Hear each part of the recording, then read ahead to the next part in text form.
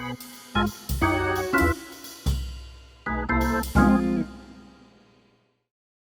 again, everybody. Thank you very much for joining us today for another edition of BlackInc.tv, where our mission is to inspire the next generation of Black entrepreneurs to think bigger and bigger and straight go for it. Today, we have an incredible guest, Emmanuel Waters of Old Hillside Bourbon Company. That's right, I said bourbon, as in bourbon whiskey. So, Emmanuel, for those of us in the audience who don't know about you, tell us a little bit about yourself and how you got into this business. Yeah, Tony, thanks for having me. Excited to be here today. I am one of four co-founders of Old Hillside Bourbon Company. We started about a little under 18 months ago, right in the heart of the pandemic. And several of my co-founders actually went to Hillside High School, and they go back literally 30 years, so over three decades of friendship.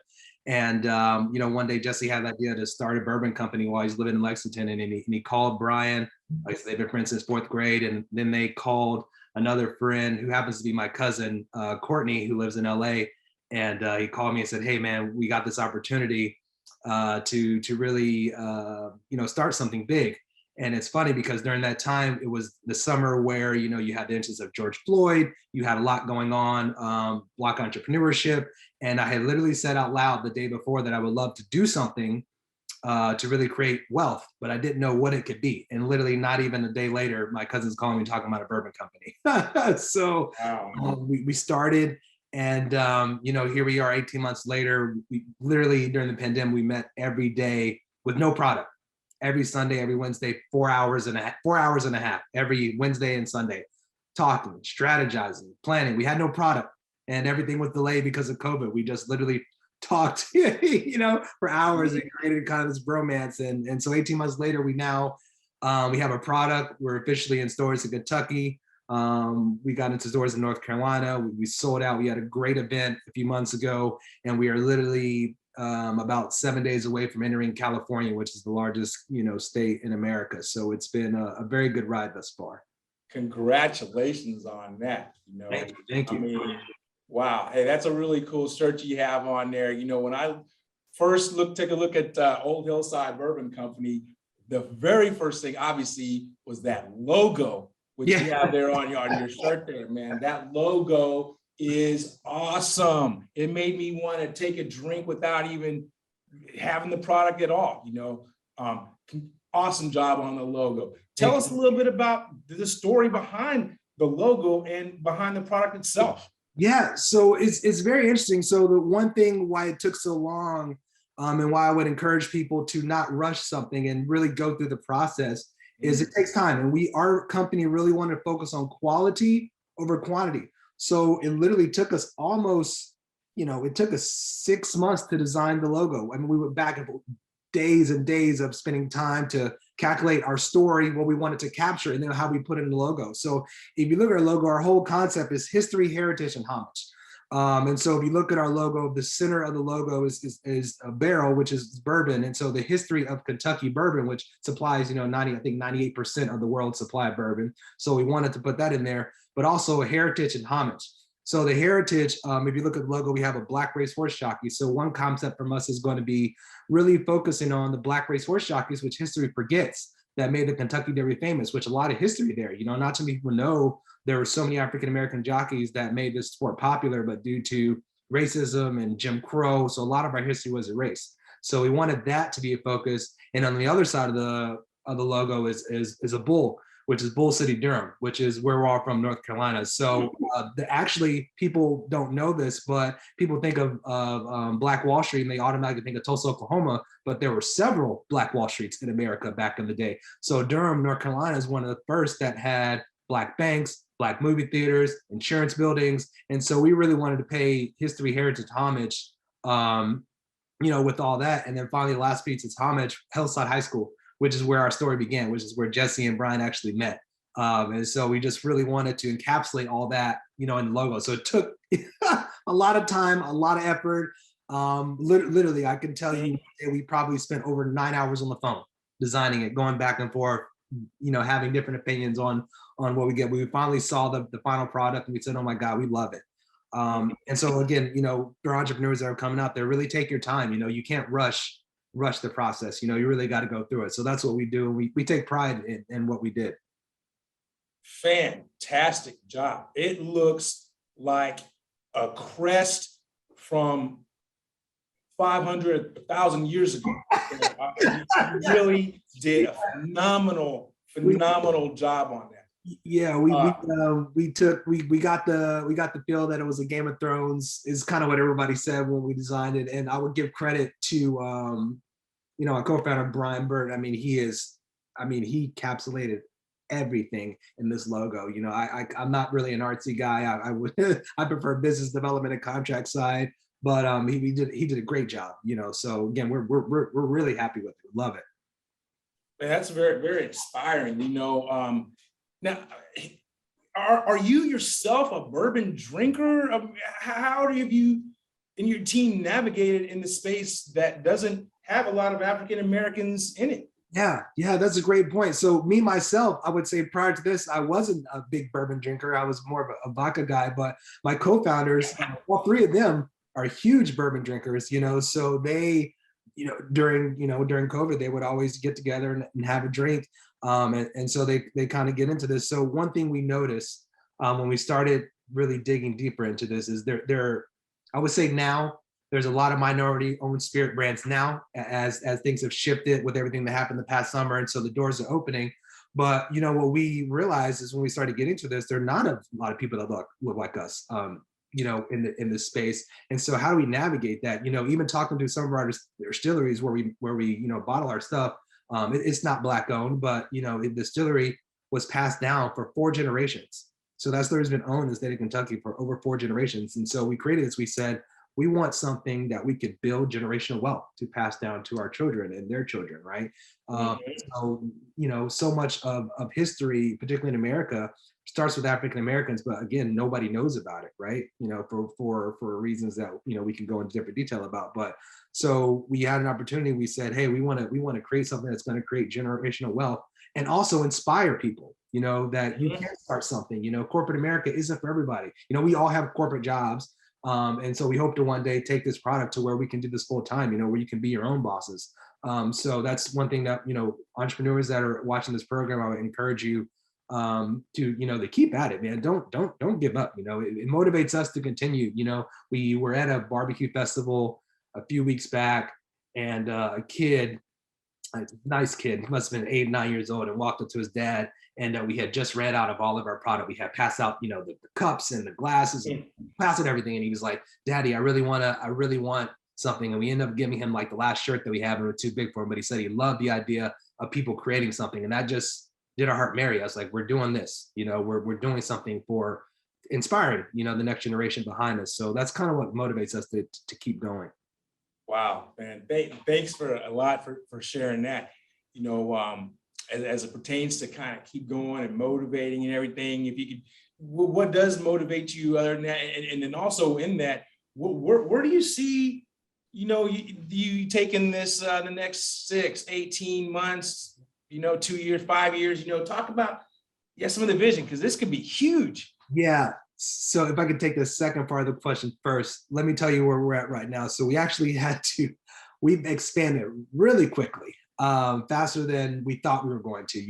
We knew that we would do well. We had no idea that the demand for the product would be so high, which is great. So like I said, we got into 3 states, and right now what we're doing is we're getting ready to actually create some more SKUs, so some more drinks, and we're going to get a couple more products under our belt, and then we're going to start expanding into multiple states. So we've gotten calls from states like Georgia, Atlanta, Texas. So we're really working on getting our product readily available, and then we're gonna really start expanding. So I would say the next 18 months, you can look for a Hillside to really come into a store near you, and then have multiple multiple products in it, whether that's bourbon, whether it's whiskey. We may change the bottle a little bit, so we're gonna get creative. But I would tell you this: the one thing that motivates us and keeps us going is actually I would say it's more advice to aspiring entrepreneurs, if I can take it there. It's one thing you really need to have is when you're doing this, make sure you find a good team. You know, I always think of the team acronym together, everyone accomplishes more. I would say, you know, you got to have a good team, man. We have an awesome team. You know, Jesse, Brian, and Courtney, who are my partners with this, man. We are in sync. Now, we don't always agree. We do not always agree on everything, right? But we always have each part an integral part of how we move this business. You know, so Brian handles IT and like the logo and the label that you see on the bottle. You know, Brian designed this himself. To Jesse actually picked out the shape of the bottle to where we didn't want it too big. We couldn't get into stores, so we had to make sure it was a certain length so it could be on top shelf and middle shelf. So when you walk into the store, you could see it. So that's something I wouldn't have thought about. And then Courtney handles all of our merchandise, so our shirts, you know, everything that we have on our tables. And then I really handle business development and contracts. So when it comes time to, you know, go into stores, I may handle those accounts. So definitely find a good team. And then once you find a team, don't be afraid to fail. You know, so much in our society, I think now we just want instant gratification, right? I think that we're in the era of, I want to create something and the next day I want 20 million followers and I want to blow it up like that. That can happen, but that's not reality for everybody. So don't be afraid to fail. You know, we've made tons of mistakes and we're going to continue to make them. You know, we just made one the other day where we overcommitted and then we set a date to get something in stores, but we couldn't account for 2 snowstorms and a tornado getting in our way, right? So that was failure on our part to factor in the fact that, oh, hey, we're in January and it's winter time, right? We didn't factor that into our lead time, right? So never be afraid to fail and learn. Every failure is an opportunity to grow, right? So I think that's really important. And I think that's something we miss in this day of just instant gratification with social media. Social media makes things look easy, right? So it looks good when you look on our Instagram that, you know, oh, we have so many followers and our bottle looks nice and we're showing these events. But what you're not seeing behind the scenes is 7 hours before the event of not being able to know where the product was coming from, you know, late nights, me getting up 5 a.m. West Coast time to get a hold of my business partners, 8 a.m. their time. Like, you don't see all that, you know? So I think we have to make some room to fail and have some grace when you do and learn from every mistake. So that's something that I would encourage, you know, entrepreneurs, actually anybody for that matter, you know, it's really, it's okay to fail, you know, pick yourself up, fall down 7, get up 8, you know, so. Wow. You inspire me just sitting here talking to you, you know, and we could talk all day. Absolutely.